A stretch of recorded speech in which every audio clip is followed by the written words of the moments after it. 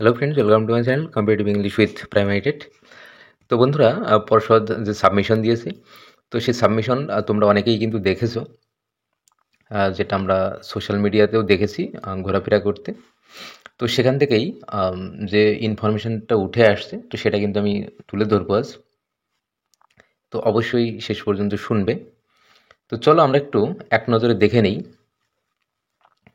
তো ইনফরমেশনগুলো আমরা কী কী রয়েছে। তো দেখো, চাকরি কতজন পেলো বা মানে কতজন পাবে, বাদ গেল কতজন, কত কি ভ্যাকেন্সি ছিল, একেবারে A to Z কিন্তু আলোচনা করব। তো অবশ্যই শেষ পর্যন্ত শুনবে। তো দেখো, এই যে রিক্রুটমেন্ট, তো এখানে 20-22 ক্যান্ডিডেট ধরে টোটাল ক্যান্ডিডেট হয়েছিল 14,015 জন। কিন্তু 20-22 যেহেতু বর্তমানে ইনভ্যালিড, তাই তাদেরকে বাদ দিয়ে বর্তমান রিক্রুটমেন্টে টোটাল ভ্যালিড ক্যান্ডিডেট রয়েছে 11,327 জন।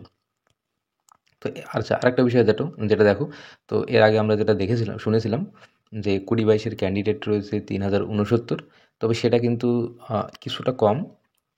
তারা রয়েছে হলো 2,842 জন। তাহলে দেখো, total number of valid candidate রয়েছে 11,327। তো এবার ওই যে 11,327 আর আমাদের ভ্যাকেন্সি যেটা ছিল 11,765, তো সেটাকে 11,758 যেটা রয়েছে, সেটা আমরা কিন্তু দেখেছি এফিডেভিটে, তখন কিন্তু 11,758 রয়েছে। তো ওই যে 11,758 যে ভ্যাকেন্সি, তো সেখান থেকে আর ভ্যালিড ক্যান্ডিডেট রয়েছে 11,327।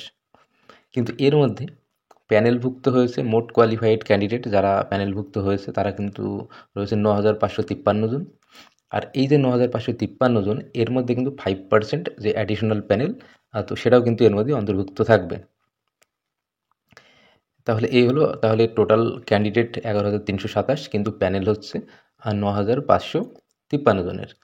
এবার এই যে কিছু সংখ্যক ক্যান্ডিডেট যারা বাদ গেল, তারা কি কারণে বাদ গেল, তো দেখো, তো এখানে মোটামুটি 1,000 মতো একটা সিট, তো সেটা কিন্তু পর্ষদ কেটে রাখলো। তো এটা একদিক থেকে আমরা যেটা দেখেছি যে 20-22 যে ক্যান্ডিডেট, তো তাদের মধ্যে মোটামুটি 916 জন মতো পিটিশনার রয়েছে।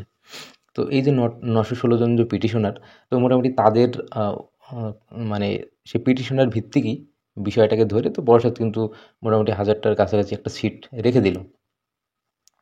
তাহলে এবার পরবর্তীকালে এই যে 9,553 জন, তো এদের রিক্রুটমেন্ট হওয়ার পরে তাহলে ওই যে সিটটা পর্ষদ রেখে দিল, তাহলে সেখানে কি হবে? দেখো, এই যে সিটটা পর্ষদ রাখলো, এই টোটাল সিটটা কিন্তু পেয়ে যাবে কারা? এই যে মোটামুটি 2,100 মতো, তো 2,100 মতো ক্যান্ডিডেট তারা কিন্তু বর্তমানে এমপ্যানেলড হচ্ছে না। তাহলে এই ক্যান্ডিডেটরা কিন্তু পুরো সিটটা পেয়ে যাবে, যদি কেসটা যতদিন চলবে, শেষ পর্যন্ত যদি 20-22 ইনভ্যালিড হয়ে যায়। আর 20-22 যদি জিতে যায়, তবে সেক্ষেত্রে 20-22ও থাকবে, এবং যারা এই যে 2,100 মতো ক্যান্ডিডেট যারা চাকরি পাচ্ছে না, এই টোটাল ক্যান্ডিডেট কিন্তু তখন মোটামুটি 20-22 2,800, মানে আমি 3,000 ধরে নিলাম, আর এদিকে মোটামুটি 2,000 মতো, টোটাল প্রায় 5,000-এর কাছাকাছি ক্যান্ডিডেট।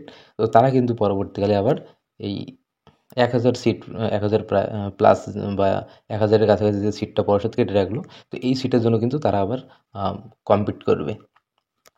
তো এই যে বিষয়টা রয়েছে, তো টোটাল বিষয়টা কিন্তু তুলে ধরলাম যেটুকু জানা যাচ্ছে। তো তোমরা অবশ্য অনেকে জেনে গেছো যে পর্ষদ যে সাবমিশন দিয়েছে, তো সেটা কিন্তু অনেক বেশি অ্যাভেলেবেল হয়েছে। তো দেখো, তো সেই যে স্ক্রিনশটগুলো যেটা আমরা দেখছি সোশ্যাল মিডিয়ায় রয়েছে, তো এই ইনফরমেশানগুলো কিন্তু পেয়েছি। তবে সেগুলো আমি চাইছি না কোনো সোশ্যাল মিডিয়ায়, কোনো বিশেষ করে ইউটিউব চ্যানেলে দিতে। তো সেই কারণে বিশেষ করে এই যে তথ্যগুলো, তো সেটা কিন্তু আমি মুখেই বলে দিলাম। তো তোমরা অবশ্যই বিষয়গুলো একটু বুঝে নিও, তাহলেই হবে। তো আমি কিন্তু A to Z আলোচনা করলাম কি হলো, তো শেষ পর্যন্ত কি হতে চলেছে বা কি হবে। আর পর্ষদ কিন্তু ভীষণভাবে চেষ্টা করবে প্যানেল স্টেটাকে তোলার পরের দিন, কারণ আমরা জানি সামনেই লোকসভা ভোট। তো ভোটের আগে পর্ষদ অবশ্যই চাইবে নিয়োগ দেখাতে। তো সেই কারণে স্টে ওঠার সম্ভাবনা কিন্তু 99% রয়েছে।